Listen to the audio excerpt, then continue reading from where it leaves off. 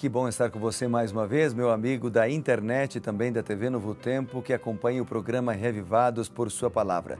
Cada dia, cada manhã, nós estamos estudando um capítulo diferente das Sagradas Escrituras. O livro é o livro de Ezequiel. Cada dia, um capítulo de Ezequiel.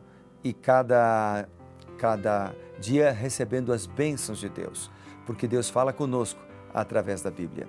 Quando nós oramos, nós conversamos com Ele. Quando nós abrimos as Escrituras, nós ouvimos a sua voz. É por isso que é importante ler a Bíblia com oração. Então, eu gostaria de convidá-lo para orar.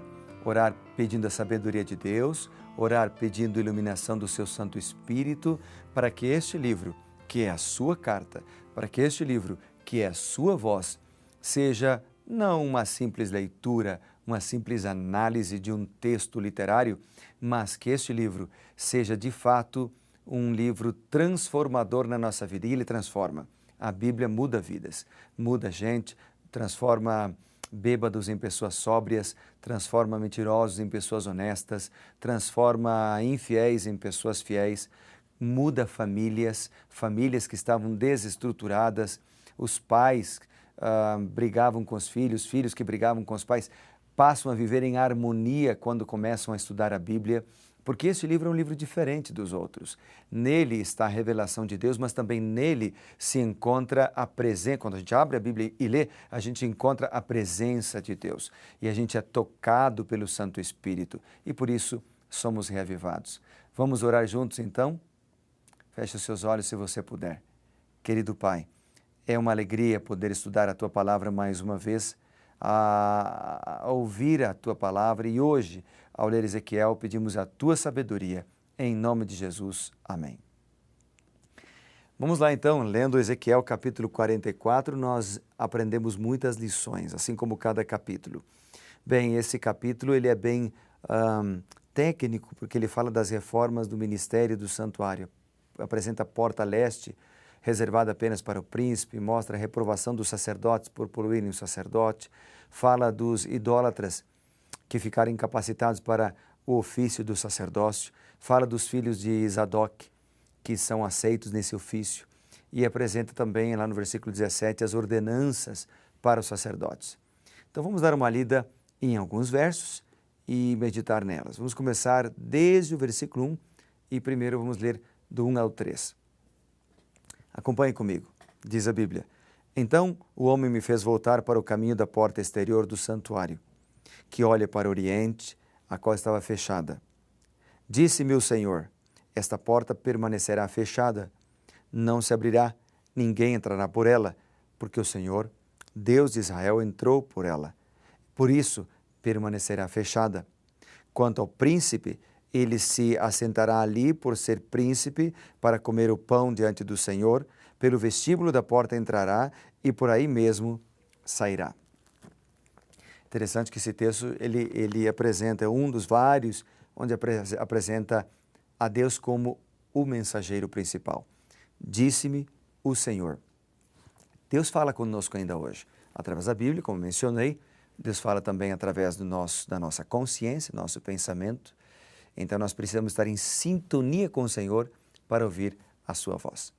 Aqui é mencionado uma porta, a porta do santuário, a porta exterior, a porta oriental do átrio externo, que deveria permanecer fechada. A porta oriental, conhecida atualmente como Porta Dourada, foi construída vários séculos antes de Cristo.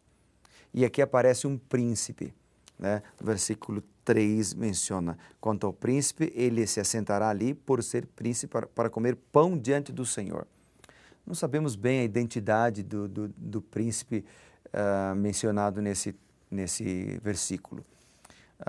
O termo em hebraico nem sempre diz respeito a um rei ou a um membro da realeza quando fala de príncipe. Não é o Messias, porque Ezequiel, no capítulo 45, verso 22, indica que esse líder, esse príncipe, deveria apresentar uma oferta pelo pecado em favor de si próprio. Talvez seja um dos sacerdotes, filhos de Zadok, que são mencionados no verso 15 e no versículo 16. Mas eu gostaria de chamar a sua atenção para algo que chamou a minha atenção também e que está no versículo 4 e também no versículo 5.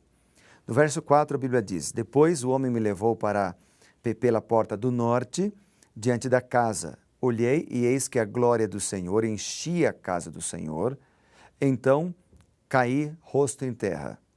Disseram meu Senhor: Filho do homem, nota bem, vê com os próprios olhos e ouve com os próprios ouvidos tudo quanto eu te disser de todas as determinações a respeito da casa do Senhor e de todas as leis dela. Nota bem, quem pode entrar no templo e quem pode ser excluído do santuário. Interessante que no verso 4 aqui nós lemos sobre reverência, porque quando a glória do Senhor encheu a casa de Deus, o profeta caiu com o rosto em terra, adorando o Senhor e respeitando a Deus. E o verso 5 aparece uma expressão que me chamou a atenção, que é ver com os próprios olhos e ouvir com os seus ouvidos. Ou seja, nós temos a oportunidade, assim como o profeta, nós hoje temos a oportunidade, eu tenho, você tem, de ouvir a voz de Deus. Se nós quisermos, nós podemos ver, ou seja, contemplar milagres do Senhor em nossa vida, porque Ele ainda hoje atua, Ele ainda hoje opera grandes milagres em nossa vida, milagres na área da saúde, mas também milagres na área saúde física, saúde mental, mas também na área espiritual, né? Como mencionei bem no início, transformando famílias. Então, Ele opera milagres e a gente pode ver esses milagres quando a gente começa a se envolver com as coisas de Deus, se envolver com o Senhor. Outros versículos que gostaria de destacar estão desde o verso 4 até o verso 9, que diz: Depois o homem me levou pela porta do norte, diante da casa, olhei e eis que a glória do Senhor enchia a casa do Senhor e caí em terra. Isso aí nós lemos antes, né? Agora vamos ao verso 6, que diz: Dize aos rebeldes, a casa de Israel, assim diz o Senhor Deus, bastem-vos todas as vossas abominações, basta, ó casa de Israel, porquanto introduzistes estrangeiros incircuncisos de coração e de carne para estarem no meu santuário, para o profanarem em minha casa, quando ofereceis o meu pão, a gordura e o sangue, violastes a minha aliança com todas as vossas abominações. E aí diz no verso 8, não cumpristes as prescrições a respeito das minhas coisas sagradas, antes constituístes o vosso lugar estrangeiros, constituístes estrangeiros para executar o serviço no meu santuário. Assim diz o Senhor Deus, nenhum estrangeiro que se encontra no meio dos filhos de Israel, que são incircuncisos de coração ou de carne, entrará no santuário. Então aqui nós temos uma comparação que no verso 4, que nós mencionamos antes, mostra um profeta que tem reverência para com o Senhor. Mas do versículo 6 em diante, nós vemos filhos rebeldes que desobedecem, que transgridem, que não respeitam a Deus. E uma maneira da gente ser irreverente é quando a gente não respeita a ordem de Deus, não respeita o que Deus pediu de nós. E aqui nós temos Ezequiel tendo uma outra visão surpreendente da glória de Deus. Ele se curva para adorar, porém também o texto menciona pessoas que não se curvam. Deus exigiu que o seu povo seguisse as suas determinações com precisão, com fidelidade. Ele enfatizou a necessidade da santidade, a necessidade da justiça, principalmente porque havia muitas abominações, transgressões para com as regras do Senhor que haviam sido estabelecidas. Então, ele bate nessa tecla. Fidelidade, obedecer o que o Senhor havia pedido, cumprir exatamente aquilo que Deus havia ordenado, para que não houvesse consequências negativas. Ok? Então, quando nós olhamos para Ezequiel capítulo 44, é um chamado de Deus para a nossa fidelidade. É um chamado de Deus para que nós possamos ter reverência. É um chamado de Deus para que a gente possa honrar o nome do Senhor. É um chamado de Deus para que a gente possa honrar aquilo que Ele pede de nós, ou cumprir as ordens que Deus pede de nós. No versículo 10 fala de apostasia dos levitas. No verso 10 ele diz assim, os levitas, porém, se apartaram de mim. Infelizmente, durante a história de Israel, eles não obedeceram também às ordenanças que Moisés havia entregado. e não só se entregaram, mas até estimularam a idolatria e por isso colheram as consequências. Sabe, nós colhemos as consequências das nossas próprias escolhas e por isso Deus nos dá sabedoria para que a gente possa fazer boas escolhas. Nos versículos 11 e 14, Deus então explica a Ezequiel por que os levitas seriam limitados, por que seriam determinados a tipos de serviços no templo. Por exemplo, eles não poderiam ser sacerdotes, mas podiam atuar como ministros, como servos, como auxiliares. Não podiam servir no átrio interno ou no templo, né, onde estavam as coisas sagradas, mas podiam supervisionar as atividades gerais no complexo do templo. Deus orienta, cuida e tem misericórdia.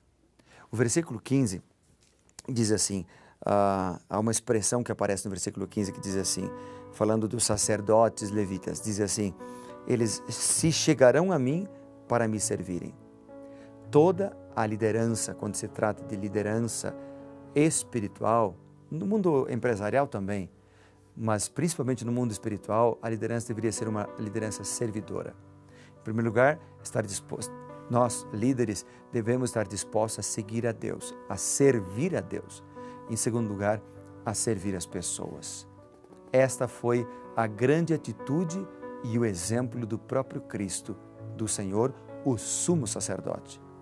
Por isso, nesta hora em que estamos lendo Ezequiel capítulo 44, Deus nos orienta, ainda no verso 20, no verso 21, no verso 23, a fazer diferença entre o santo, entre o profano, a ensinar as coisas que são sagradas para os liderados e a apresentar a Deus uma oferta consagrada, que seja de todo o coração, Senhor. E a maior e melhor oferta é a nossa própria vida. Que Deus nos abençoe para que nós possamos seguir estas orientações do Senhor. Vamos orar? Querido Pai, abençoa cada um de nós, líderes e liderados, para que possamos dedicar a nossa vida com uma oferta especial ao Senhor, fazendo diferença do santo e do profano, dedicando o que temos e somos ao Senhor, dedicamos nosso serviço ao Senhor e assim cumprir também a sua vontade para conosco. Oramos em nome de Jesus. Amém. Que Deus te abençoe. Lembre-se, seja reavivado por sua palavra.